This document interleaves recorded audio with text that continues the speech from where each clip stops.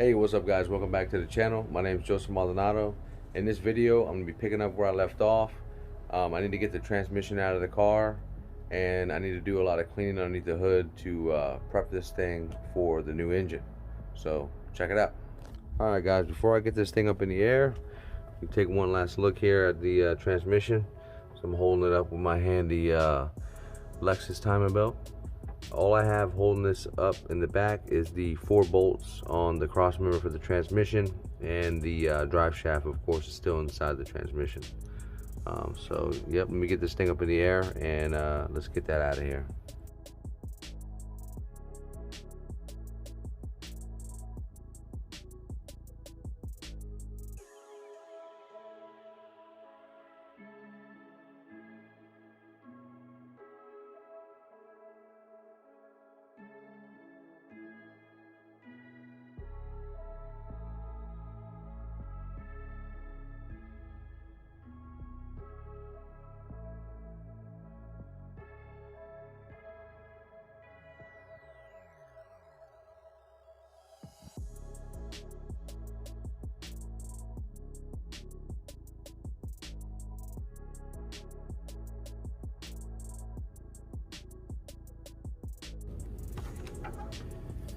Alright, as you can see, I put the 2 jack stands on the frame rails there, and I let the weight down on them, and then I still kept some weight on this jack. You always want to be super safe. I need to get my wheel chocks behind the wheels. The emergency brake's on, but make sure this baby doesn't go anywhere.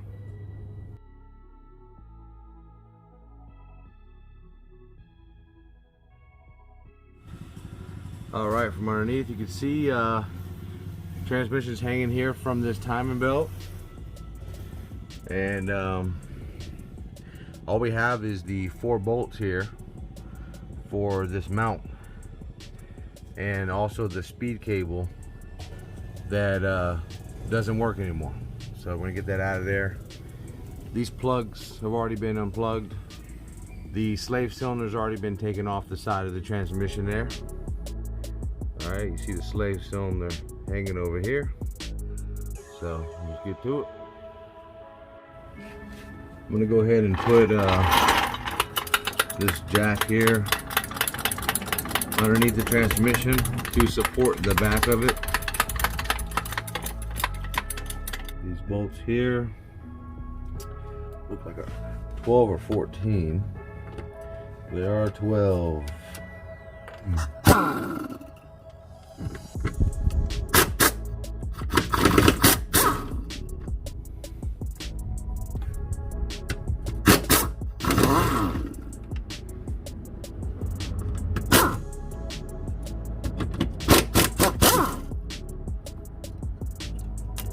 Alright guys, I have space now, so now I can get the speedo cable off. Alright, that's that.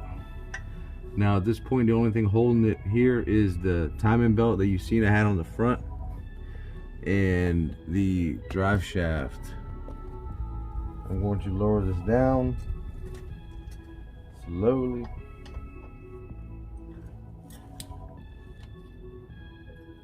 Most of the weight is toward the back.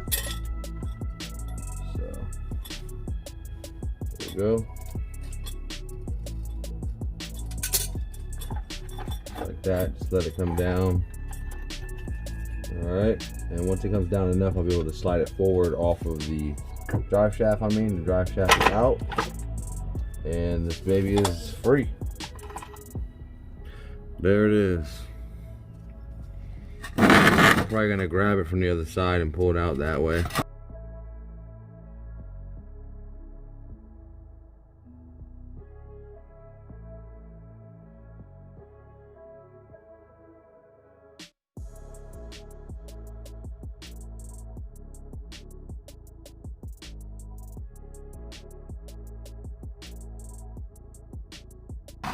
Alright guys, so there's the old greasy transmission. If you look up inside of here, you can see where it was leaking oil out of the transmission, and that combined with heat melted away the boot that goes on the fork. The heat Naturally it has heat obviously, but the throwout bearing here barely wants to spin, and if you listen, it's very rough. So this thing's been shot for quite some time, and the combination of that being messed up. Here's the pressure plate I showed you guys in the other video. You can see where the throwout bearing was digging into these teeth here. Now this has been in here for a very long time, so it's going to have a lot of wear, but the length of time it's been in there, on top of this bearing drying out, you get this right here. So that's the lack of this thing wanting to spin and just grinding against it. But there it is. Let's get this sucker out of the way.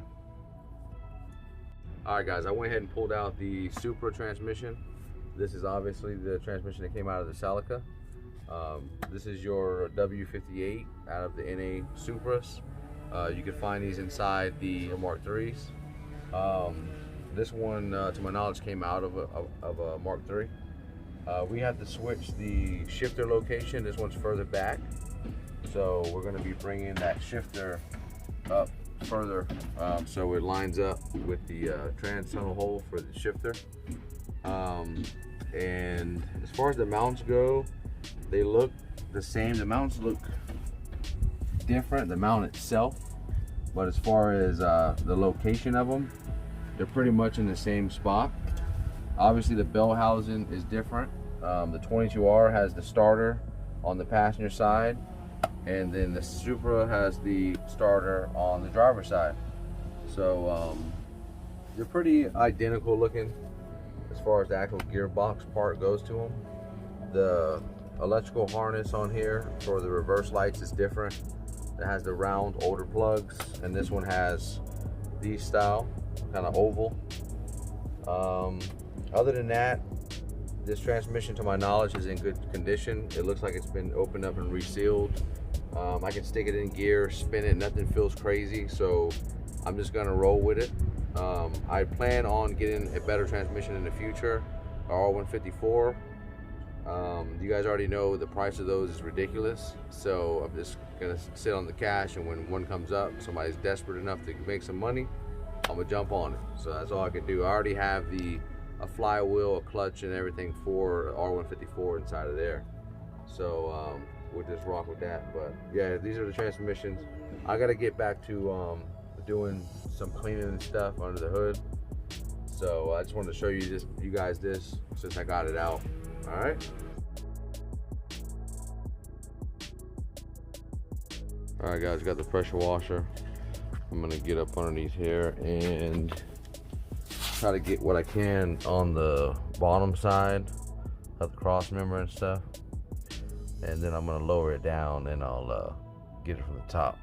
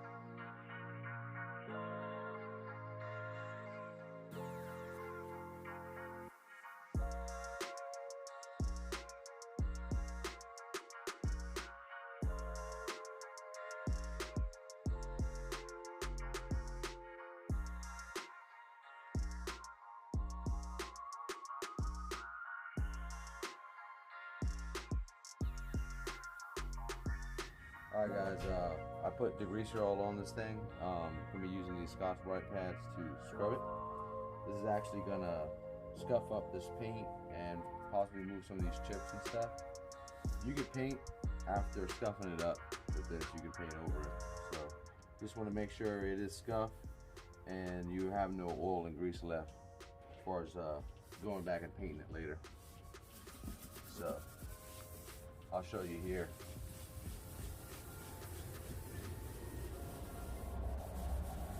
You can already see the paint color changing from scuffing it up. See that? So these actually work good for stuff like that. I'm not a paint and body guy, but I do know a guy. Told me that a long time ago. This is a little tip. But these do a good job of scuffing this up, as long as you don't have any imperfections that you really need to get out. Since we're painting underneath the hood, we want it to look nice, but it's not like the exterior of the car. So, but I'm basically gonna just clean up this whole thing up real nice, and then we're probably gonna go back and cover up and remove some things. I'm thinking to do the engine bay black. So black, I'm unsure what color I'm going to do the exterior of the car, and black is just nice and subtle for underneath the hood. I can basically go back and do whatever I want to the outside and it will still end up looking nice. So I'm just going to do that, and it should come together pretty well. So alright guys, so also I removed the seal that goes here, and I try to take them off without breaking the little clips, but these are basic little small clips that pop in here, so I could order some more, so it's no big deal. But I'm gonna be cleaning up under here as well. I'm probably gonna go ahead and take the wipers off, and this here needs a little bit of work, so I'm just gonna get it out of the way. And probably when I paint under the hood, I'll probably paint all the way up, and so everything under the hood here will be black. Obviously you see this from the outside, and then looking down inside it would be all black underneath, so should work out good.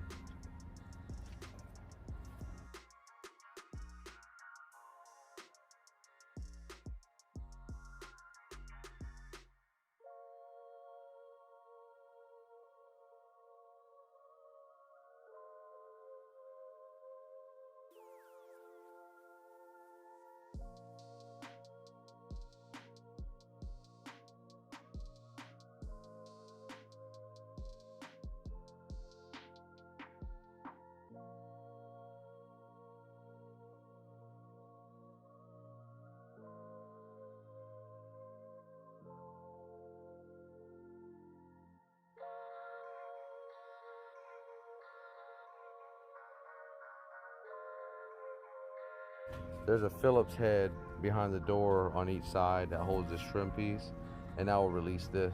I want to take this off anyway because this thing has some rust here. It's been there for a while, and I'm interested to see what the hell is underneath there. But I'm so anal about stuff sometimes. Like, this all bothers me anyway. All this dirt, not knowing what's underneath here. Look at that. Come on now. So disrespectful. Alright, yeah, for that trim piece, when you open the door, there's another Phillips right here. And once he has that loose, oh, I see now. See that? So, don't be a tool and start yanking on like I did. Sometimes you get impatient, but you know, you got to remember these days, these old Toyotas, man, the parts ain't that easy to find. So, we can't be playing around. A couple years, this damn part right here gonna be like $800. Alright. There we go. One down. One down. See, it's another good reason to remove stuff like this and check underneath it when you have these old cars. So you see here, I got this rust here developing. So we're gonna have to grind and probably cut some of that out. Look at that. Nice hole. I would have never known that was there if I would have left it. Then we just kept on rusting this whole area out. So yep, I'll be chopping that out. It's unfortunate to find stuff like this on your car, but yeah, it's a 1983, and this is an area where water collects. I'd say even if you have a nice one in pretty good condition, it'd be worth pulling this off and checking these little hidden areas on your car so this doesn't happen to you. My car's been somewhat neglected over the years, so it's all my fault.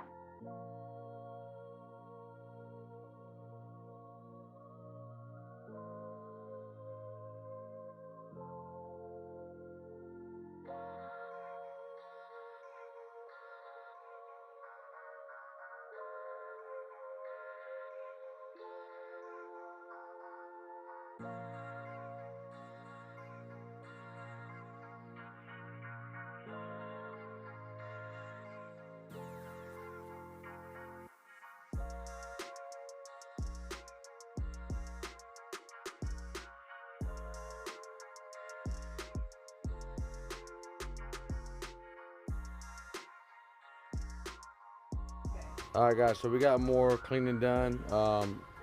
Like I said, I gotta get underneath here with the Scotch-Brites and with more degreaser and keep on going. There's still a lot of little areas in here, even with the pressure washer I didn't get. Once I get rid of all that grease and stuff, I'll make sure this is scuffed up good enough to where I can go ahead and put a nice coat of black underneath here. Anyone that's done an engine bay, just looking at it, it looks like a really big pain, but once you start covering stuff up, it's really not too bad. So yeah, that's where we're at right now.